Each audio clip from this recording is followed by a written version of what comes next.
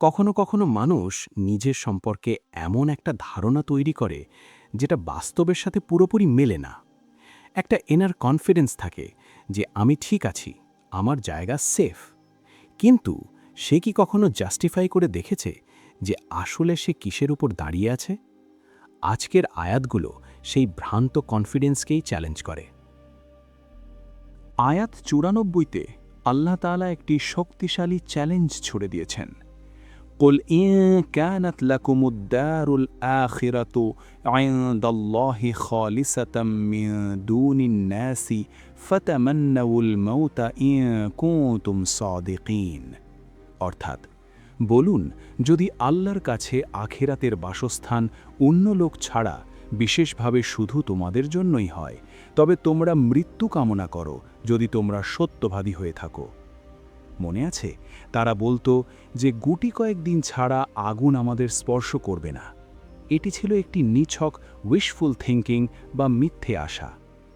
তাই আল্লাহ বলছেন, যদি সত্যি বিশ্বাস করো যে আখেরাত তোমাদের জন্য নিশ্চিত, তবে সেই বাস্তবতার দিকে এগিয়ে যেতে ভয় কেন? কিন্তু মানুষের দাবি আর তার কাজের মধ্যে আকাশ পাতাল তফাৎ থাকতে পারে।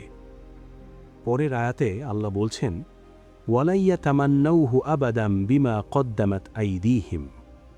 তারা কখনোই তা কামনা করবে না, কারণ তাদের নিজেদের হাতের কাজ। মানুষ বাইরে যতই ক্লেম করুক, ভেতরে সে ঠিকই জানে সত্যটা কি। সে অন্যদের ফাঁকি দিতে পারে, নিজেকেও হয়তো বোঝাতে পারে, কিন্তু নিজের রুহকে ফাঁকি দেওয়া যায় না। আয়াত ৯৬তে আল্লাহ তাদের দুনিয়াপ্রীতি আরও পরিষ্কার করে তুলে ধরেছেন। ওয়ালা তাজিদান্নাহুম আহরসান নাসি আলা হায়াতিন। অবশ্যই তাদেরকে জীবনের প্রতি সবচেয়ে বেশি আগ্রহী পাবে, এমনকি মুশরিকদের থেকেও। মুশরিকদের কাছে এই জীবনটাই সব, তাদের কাছে মৃত্যু মানেই দ্য এন্ড। কিন্তু বনি ইসরায়েলরা সত্য জানত, আর তাই তারা কখনো মৃত্যু কামনা করত না। উল্টো তারা চায় ১০০০ বছর বেঁচে থাকতে। ইয়াওয়াদ্দু আহাদুহুম লাউ ইউআম্মার আলফা সানাতিন। যখন আখেরাত নিয়ে অনিশ্চয়তা থাকে, তখনই মানুষ দুনিয়াকে অন্ধভাবে আঁকড়ে ধরে। তাদের ক্লেইম স্ট্রং, কিন্তু কনভিকশন অত্যন্ত দুর্বল। আচ্ছা, এবার নিজের দিকে তাকাই। আজকের দুনিয়ায় আমরা সবাই ব্যস্ত। নিজের নিজের ক্যারিয়ার, সেভিংস, প্রপার্টি, এগুলো পেতে হবে।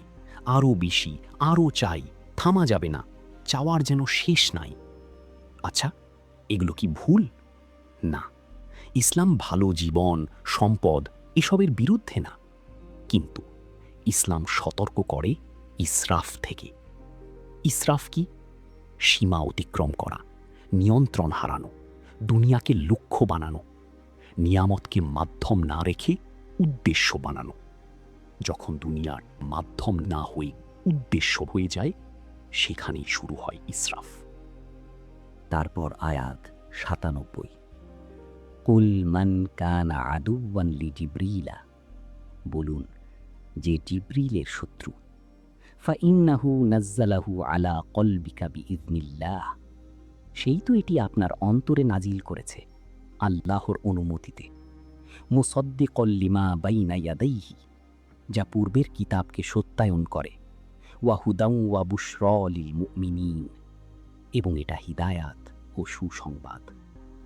এখানে একটা ইন্টারেস্টিং বিষয় আসে। প্রবলেমটা শুধু মেসেজের সাথে না, মেসেঞ্জারের সাথেও হয়ে যায়। কখনো কখনো মানুষ ট্রুথ রিজেক্ট করে না শুধু, বরং যে ট্রুথ নিয়ে আসে তার প্রতিও রেজিস্ট্যান্স তৈরি হয়। মনে আছে, এর আগের পর্বে আমরা বলেছিলাম, কখনো কখনো সত্য মেনে নিতে হয়তো কঠিন হয় না, কিন্তু কঠিন হয় কার কাছ থেকে সেটা আসছে। তারপর মান কানা আদুওয়াল লিল্লাহি ওয়া মালাইকাতিহি, যে আল্লাহ, তার ফেরেশতা, ওয়া রুসুলিহি ওয়া জিবরিল ওয়া মিকাইল, তার রাসূলগণ জিবরিল ও মিকাইলের শত্রু। ফাইন্নাল্লাহা আদুব্বুল লিল কাফিরিন, তাহলে আল্লাহ তার শত্রু। এখানে একটা গভীর সংযোগ তৈরি হয়। আল্লাহ, এঞ্জেলস, রেভেলেশন, মেসেঞ্জার্স। সব এক চেইন। আপনি যদি এই চেইনের একটা অংশ রিজেক্ট করেন, তাহলে আসলে পুরো সিস্টেমটাই রিজেক্ট হয়ে যায়। কারণ এগুলো বিচ্ছিন্ন কোনো সত্তা নয়, একই সত্যের অবিচ্ছেদ্য অংশ। একটু থেমে ভাবা যাক, আমরা কি অবচেতনভাবেই নিজের জন্য কোনো বিশেষ মর্যাদা কল্পনা করে নিই? একটি সূক্ষ্ম অনুভূতি, আমি তো সঠিক পথেই আছি, আমার অবস্থান অন্যদের চেয়ে আলাদা।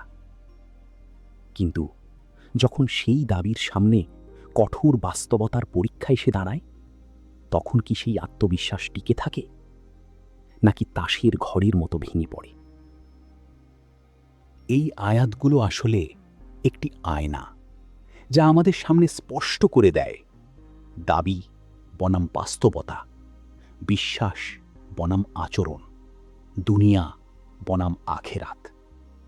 কোরআনের সাথে যাত্রা মানে এই ব্যবধানগুলো উপলব্ধি করা আর ধীরে ধীরে নিজেকে সেই সত্যের সাথে একীভূত করা।